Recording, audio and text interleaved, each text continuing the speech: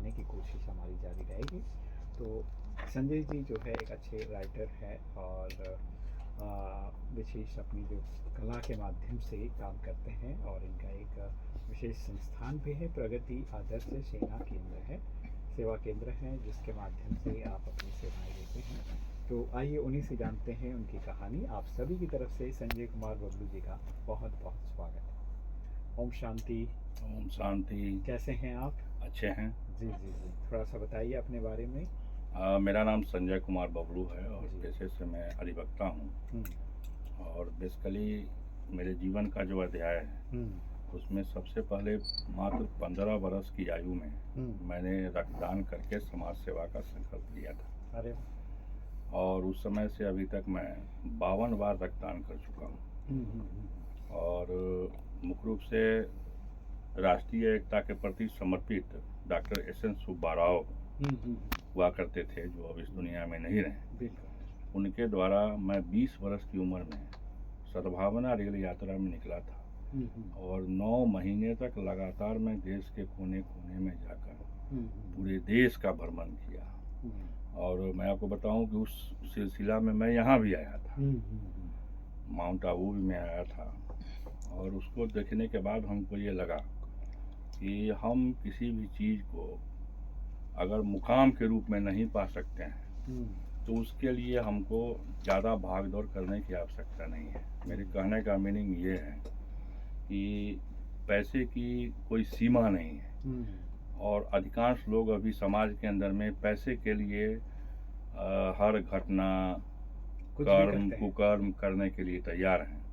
मैंने इसके खिलाफ एक मुहिम चलाया और उस मुहिम में मैंने कहा कि नहीं, पैसा उतना ही अर्जन करो जिसमें तुमको भोजन, कपड़ा और मकान मिल सके। और इस दिशा में मैंने प्रयास किया और एक सामाजिक संगठन मैंने बनाया, प्रगति आदर्श सेवा केंद्र, जिसको कि सोसाइटी एक्ट 1860 से 2001 में रजिस्ट्रेशन मिला।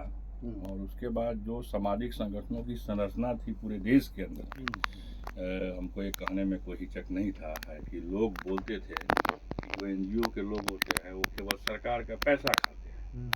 मैं विकल्प के रूप में खड़ा हुआ और सरकार से कई सारे प्रोजेक्ट लेकर के मैंने उसको धरातल पर पहुंचाने का काम किया और हर जगह से हमको सम्मान मिला।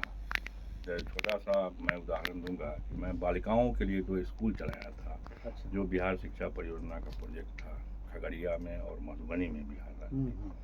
और उस प्रोजेक्ट में मैंने इतना अच्छा काम किया कि जहाँ पे दूसरे NGO पर कार्रवाई हुई, वहाँ के जिलाधिकारी ने हमको सर्वश्रेष्ठ स्कूल संचालक का प्रमाण पत्र दे करके सम्मानित किया और आज भी वो मेडल हमारे घर में रखा हुआ है।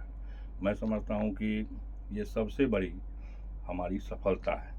बिल्कुल, ऐसे कई कार्यक्रमों को मैंने किया है। मैं आपको बताऊं कि आप भी जानते हैं कि आपकी संस्था भी काम करती है योगा के क्षेत्र में। जी। आयुष मंत्रालय ने 2015 में हमारे देश को घोषित किया, योगा दिवस घोषित किया 21 जून को, और उसके तहत विभिन्न सारे कार्यक्रम हुए और बहुत सारे कुछ ऐसे जगह थे जहाँ पे ये कार्यक्रम नहीं हो पाया, सांप्रदायिक सद्भाव नहीं रहने के कारण, धार्मिक विचारधारा में परिवर्तन रहने के कारण।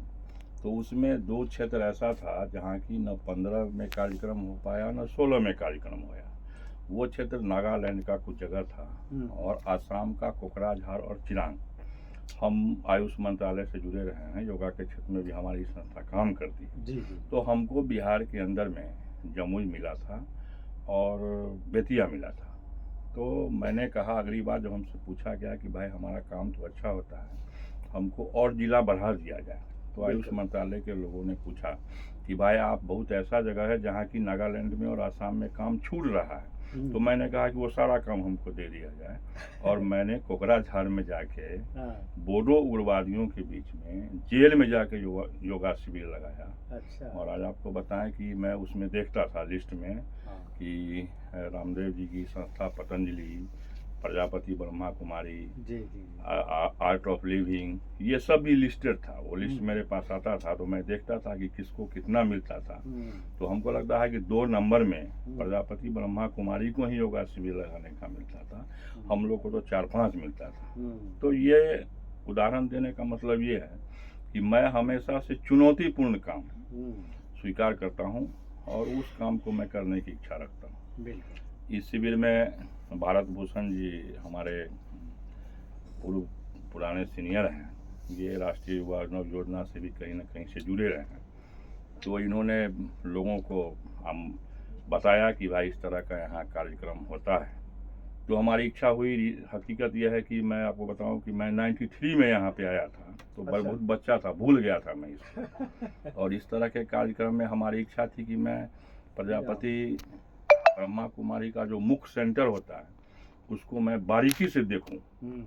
तो ये भारत भूषण जी के प्रति हम आभार भी व्यक्त करना चाहेंगे कि इन्होंने बिहार से हमको यहाँ बुलाया, मौका दिया हमको। सही बात। और फिर चलिए संजय जी, काफ़ी अच्छी बातें आपने बताया अपने संस्थान के बारे में, और सुब्बा राय जो व्यक्ति रहे गांधीयन फिलॉसफी के एक अच्छे स्वतंत्रता सेनानी रहे हैं, आज हमारे बीच नहीं है, लेकिन उनकी कमी जो है उन्होंने पहले से ही भरपाई कर दिया है, क्योंकि उन्होंने अपने जैसे बहुत सारे सैनिकों को तैयार करके समाज सेवा में लगा दिया है। और पिछले 2 दिन पहले भी हमने एक राजेंद्र जी करके यादव जी आए थे यहाँ पर, वो भी सुब्बा राव से कनेक्टेड रहे और गांधीयन फिलॉसफी के लिए काम करते हैं। और अभी उनका मन जो है बड़े सामाजिक सेवा के लिए हमेशा तैयार रहता है। जहाँ भी बाढ़ होता है या कुछ ऐसी आपदा आती है, वहाँ पर राहत कार्य के लिए वो निश्चिंत अपना ग्रुप लेके जाते हैं। और अभी यहाँ आकर वो संकल्प उन्होंने लिया, एक बार माउंट आबू आना हुआ उनका, और वो कह रहे थे कि भाई आजकल जो हम लोग न्यूज़पेपर में जो महिलाओं के बच्चियों के साथ भी सारी चीज़ें हो रही हैं, इसके लिए जन जागृति करने का कार्यक्रम चलाना है मुझे।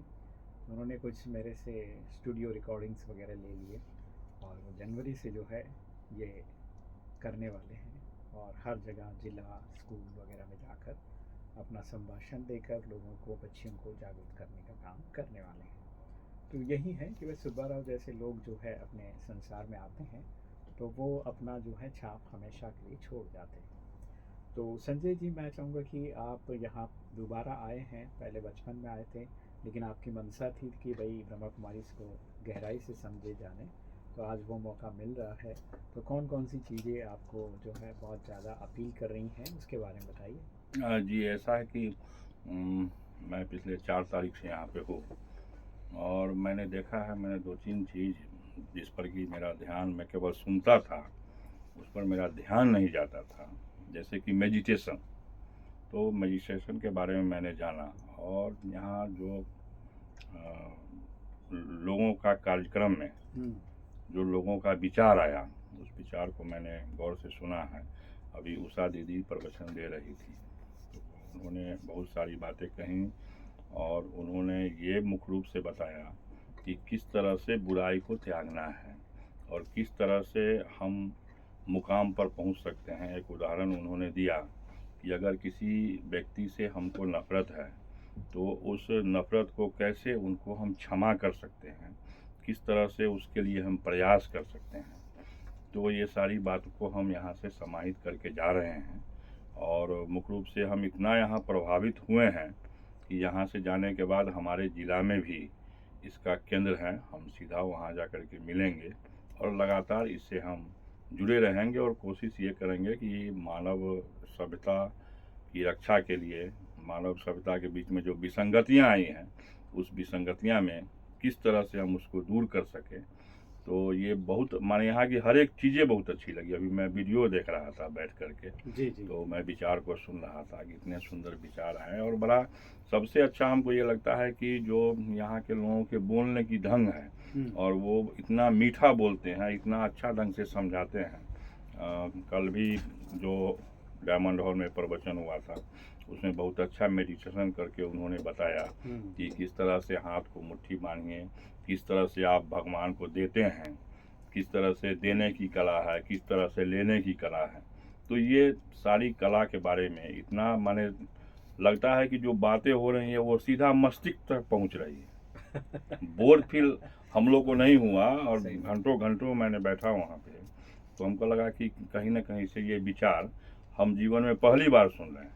जबकि मेरा भ्रमण का इतिहास रहा है, अक्सर देश विदेश में घूमता रहा हूँ, बिल्कुल बिल्कुल, सामाजिक कामों में घूमता रहा हूँ, बहुत सारे कार्यक्रमों को भी मैंने अंजाम दिया है। हाँ। मैंने अभी आपको कोकराझ हारो चिरांग वाली कहानी सुनाई, ऐसे कई कहानियाँ हमारे साथ जुड़े हुए हैं जी कि जी मैं अरुणाचल में भी गया, वहाँ भी कोई कार्यक्रम नहीं था। मैंने ऐसे ऐसे जगह को टच किया जहाँ पर लोगों ने छोड़ दिया उसको, कहा कि ये काम मेरे बस में नहीं है, मैंने उसको तो चुनौती के रूप में चुनौती के स्वीकार रूप में किया। स्वीकार किया। तो यहाँ आने के बाद हमको एक बहुत अच्छा अनुभव मिला है और हमको लगता है कि हम में एक परिवर्तन होने की संभावना है और यहाँ से जाने के बाद सीधा हम प्रजापति ब्रह्मा कुमारी से जुड़ेंगे। जुड़ जाए।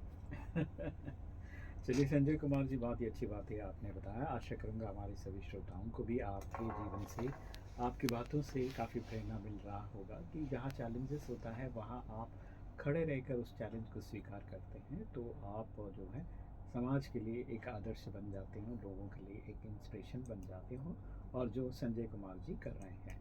तो हमारी ओर से बहुत बहुत साधुवाद, उनको बहुत बहुत शुभकामनाएं, मंगल कामनाएं, और नए जीवन के लिए बहुत बहुत शुभकामनाएं। धन्यवाद, आपको भी बहुत बहुत धन्यवाद, आपने मुझे आमंत्रित किया। जी जी, शुक्रिया। चलिए मित्रों, आज के इस एपिसोड में संजय जी को सुनकर आप सभी को अच्छा लग रहा होगा। तो जो भी अच्छी बातें हैं उसे ग्रहण कीजिए, अपने जीवन में उसको एक मार्गदर्शक के रूप में अपनाएं और दूसरों के लिए मार्गदर्शक बने। ऐसी शुभ आशा के साथ फिर मिलते हैं। सलाम, नमस्ते, खमा गनीसा, जय हिंद, जय भारत, ओम ओम शांति। शांति।